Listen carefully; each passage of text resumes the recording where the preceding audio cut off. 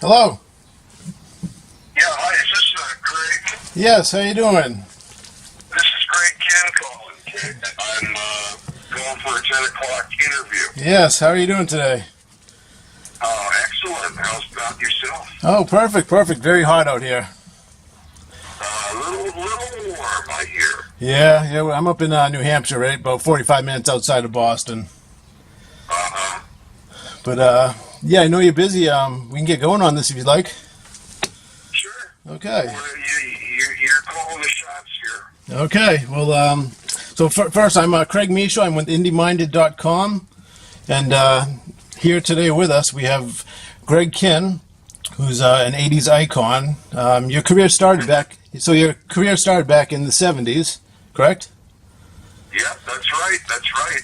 And then, so early 80s, you had a couple big hit songs, one of them being... Let's see, the first one was 81 with the Breakup song, and then 83 was Jeopardy, and that was a biggie. Yeah, that made it to, what, number 2 on the Billboard charts? Yeah, yeah, pretty much, and it was a big thrill. And then that record was close to number 1 around the world. Wow. And not only was it a big hit for me, but as soon as mine was, as soon as mine went out and that was a big hit, then Weird Al puts his version out. Yeah. A couple of months later, yeah. And he has a big hit with it, so it's a double hit. Yeah, right. So what do you think about Weird Al taking that song over? I mean, I know some people don't like. I know. I'm telling you, that was super. First of all, I was really flattered. Yeah, I would think so. Yeah. He would choose my song because it means that he's doing a parody of you. That means that you're something. You're something good. To be parodied. And I got to tell you, he's a great guy. He's a real funny, wonderful guy. And he had a brilliant idea for I Lost on Jeopardy. Nice. And, he invited me down to be in the video for that as well. Oh, wow. So, yeah, I'd say Weird Al's a really nice guy, a great guy. And I still get, to this day, I still get mailbox money from Weird Al. Because he put that on a multi-platinum album, Weird Al's Greatest Hits. Oh, okay, nice. Huh. Yeah, that was a nice little mailbox money. Yeah, can't complain about that. And no, hey, listen, man, that was like first it put my son through college, and then it put my daughter through college. Oh, wow. That's not... Yeah, that's pretty cool. I'll bet all. Then your other song, the Breakup song, that's also known as They Don't Write Them Like That Anymore. Yeah. Great song. Yeah, that was, we used to record, we used to rehearse in a place called, it was a storage area. We used to rent a garage in there. And the band used to go down there every day and we would rehearse. And I remember the day I came up with the Breakup song, because I had the verse from one song and the chorus from another song. So I took the verse from the one song and put it with the chorus from the other song, and you know what? It worked perfectly. So remember we worked it up, and everybody was amazed. That was pretty cool. And to this day, I'm still getting money for that one too. So I'm sure. Great one. Yeah, great song. So fast forward a few years, 1986-ish, a guitarist joined your band, and little did anybody know what he was going to become. He's going to become one of the top guitarists of all time. Oh yeah. You want to tell us a little? Nobody knew it at the time. I mean, we knew that Joe Satriani was a great guitar player. We knew that he was really exceptional. We didn't know how good he was. We went out and did some couple of tours with Joe, and he blew us out. And at the end of the tour, I remember because we wanted to get him in the band years before we did. And he used to be in a band called The Squares in Berkeley, California. Okay. And he was, so we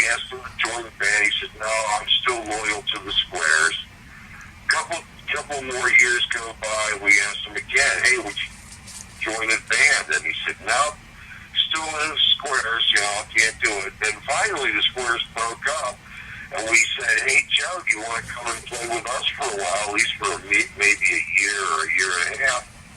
And he said, yeah, let's do it. So we rehearsed with Joe, and we hit the road, and I'm telling you, that was, not only was that guy a great guitar player, but, he just was a whiz at working with people. People loved him. He would go to a gig, and me and the other guys would show up, we'd do a sound check, and we'd be, 15 minutes later, we'd be heading back to the hotel, right? Yep. But Joe would go to the gig, he would stay at the gig, he would sound check his guitar for like 2 hours. And, he would eat with the crew, he never left, he was right there by the stage the whole time. Wow. And he never left his guitar. And then we would come back like 2 or 3 hours later. It's like, oh my God, Joe, what have you been doing? He said, I just been dialing in my guitar. He really cared a lot about how his guitar sounded. Yeah, sounds like a dedicated guy, for sure. Oh yeah. It made us look, it made us look pretty stupid. Yeah. So now,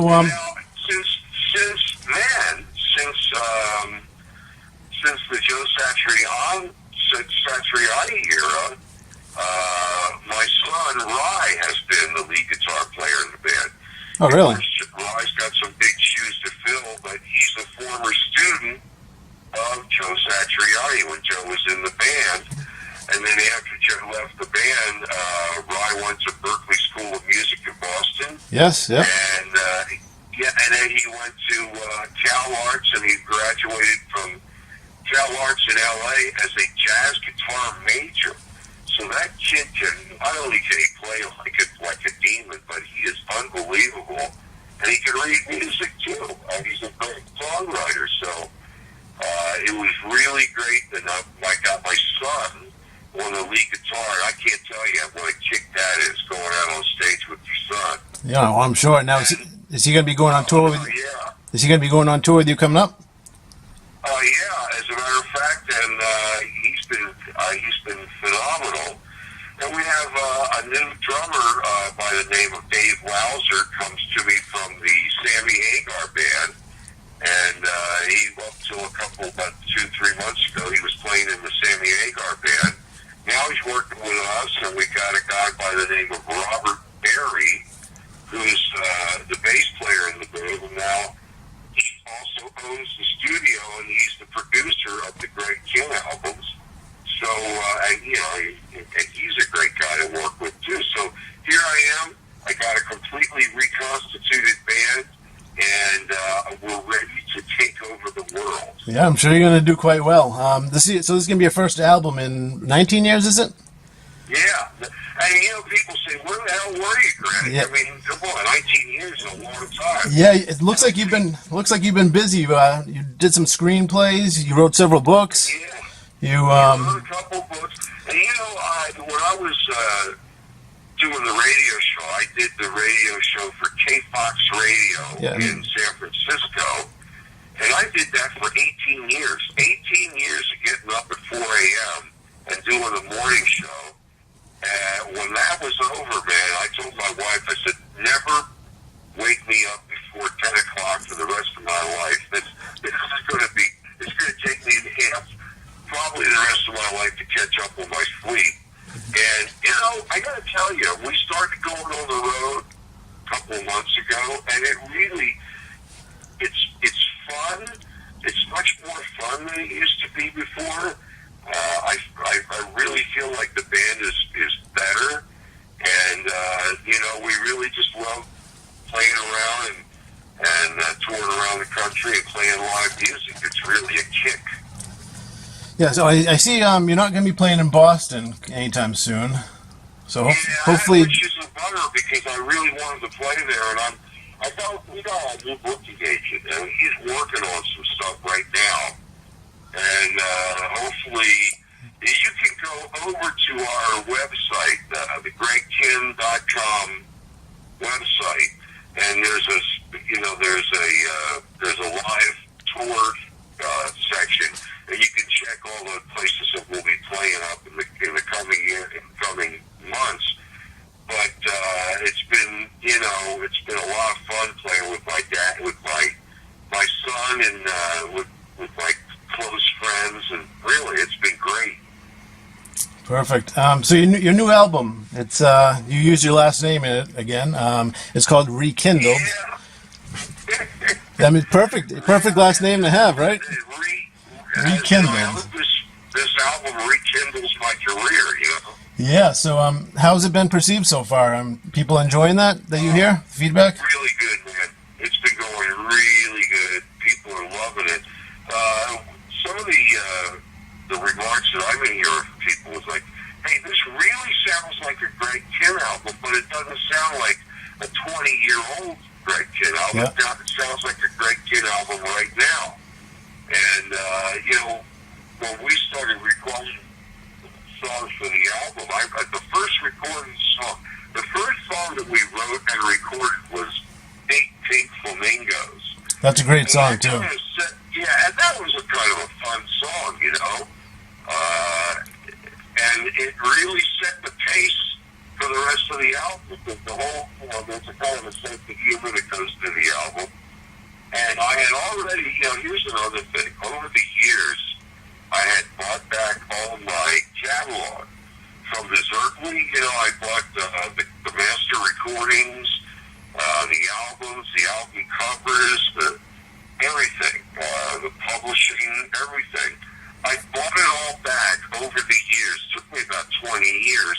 And now I still I re-own all of my stuff that originally came out on different labels for the Greg Kihn Band. So I now own all the stuff from EMI and Berserkly and Nice. Electrosylum and all those things.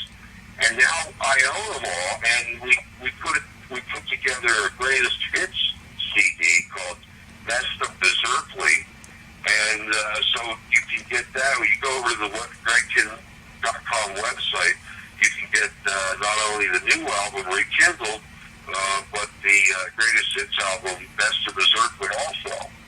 Okay. Where else can people go to get your music? To iTunes? It's everywhere. Yeah. It's on iTunes. It's on Amazon. It's Perfect. on everything that you can name. Spotify. It's out there. Wherever good music is being, or even bad music is being put Yeah. it's going to be there. And the nice thing about it is, here it is after all these albums that have 19 years to come out with a new album. And people are loving it, and they're buying it, and they're saying, this is what we want. So I go out, for instance, next week, we're going to Buffalo. We've been playing every weekend. So we'll be in Buffalo, and I got to tell you, the last gig we played, there was a lot of people singing along with the new album's new songs, and I don't know, they must have got the album somewhere, but they were singing along, and I hope that happens every place that we play. Yeah, that's going to be a good feeling. Oh, yeah. Hey, I'll tell you what's a great feeling is looking over and seeing my son shredding, man. That kid, he's a really good guitar player, and I feel like it's really special, because he grew up with a band. He grew up watching us, and he knew all the songs. Obviously, he grew up with them. And for him to be in the band now, it's like as natural as can be. Yep. He does a great job, and it's just wonderful, man. I love having my son in the band. Yeah, that's awesome. Reminds me of Gary Hoey. You must know Gary Hoey. Sure. Yeah, so his son Ian plays with him quite a bit when he's up here. There's a couple of guys. I mean, obviously the Van Halen's Yeah. got his, and also Rick Nielsen from Cheap Trick. Oh, yeah, I just saw. Yep. He's got his son doing drums now. Yeah, I just saw them 2 nights ago in Boston. Cheap Trick, Foreigner, Jason Bonham. I love those guys. Yeah. I met Cheap Trick way back. One of the very first people I ever met on the road, and we were in England.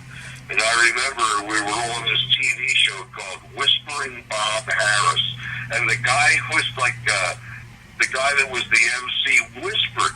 He would say, like, "Hey, how's your new album doing?" And me and Rick Nielsen were like, "What the hell did you say? What?" We couldn't hear him, man. It was Whispering Bob Harris. Anyway, we became good friends. I've been friends with the Cheap Trick guys for all these years. Not bad. Have you toured with them? I know you have a pretty good list of people you've toured with. Well, I think we did a couple of tours in England together, but nothing over here. You know, we were both basically hard-working, working-class bands. You know what I mean? Kind of blue-collar bands. So we didn't do a lot of.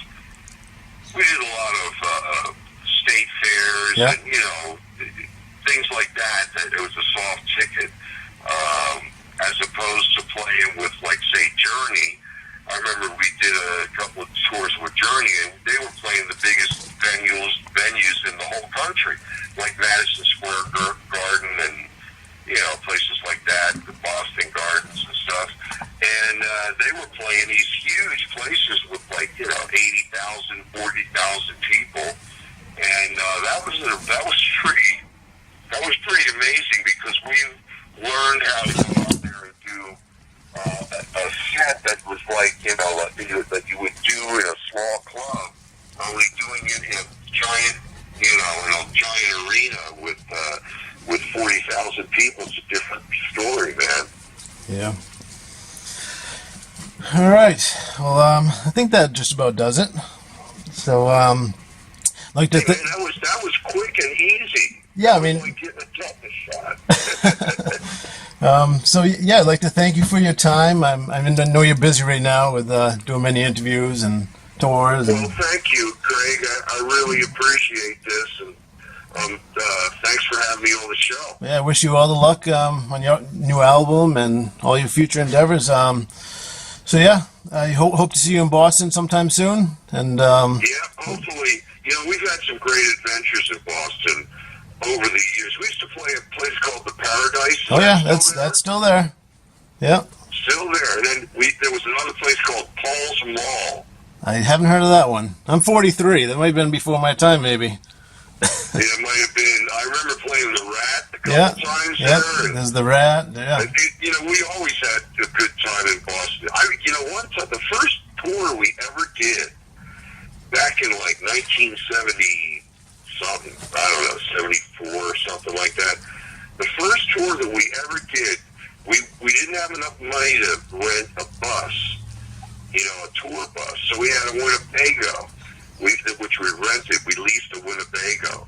And the first stop on the tour was Boston. And we were going under an underpass, one of these ancient underpasses that, like, goes back to the Civil War or something. Oh, no, you hit it? And the bus got wedged in the underpass. Oh, man. And we didn't realize the ceiling was about a foot too low, and we wedged that Winnebago in that underpass. It was one of the worst traffic jams in Boston history, because they had to use a crane to get the thing out, man. It took about 24 hours to get that thing out. And when we pulled it out, the whole top had been sheared off. The AC and all that. I remember. What a nightmare that was. Horrible. Must have been Store Drive, I'm assuming. So, yeah, I know Store Drive, a bunch of trucks get caught up there. But yeah, and it was, you know, like, you didn't look like it. It looked like you were going to go under and come right out. But, man, I tell you, when we got in there, we were like, you know, just, we were stuck fast. We weren't going ahead. We weren't going in reverse. Nope. We were stuck. Nobody injured? Nobody injured. That's the important. That's the important thing. I mean, I'll never forget that. We always had a great time in Boston. Yeah. I can almost say assuredly that we will be there sometime this summer. Perfect. Well, if you do, look me up, and I'd like to go. Absolutely. Definitely go. We'll have to have a nice, you know, to hoist a cold one or two. Yeah, no doubt. Definitely like to photograph that too, and yeah, we'll be in touch. I'll be in touch with your manager and all that good stuff. All right. So, hey, thanks, Craig. I really appreciate it. Thank you so much. Craig, I got to jump. I'm going to talk to you later, my friend. All right. Thank you, Greg. We'll take care. Bye-bye. Bye-bye.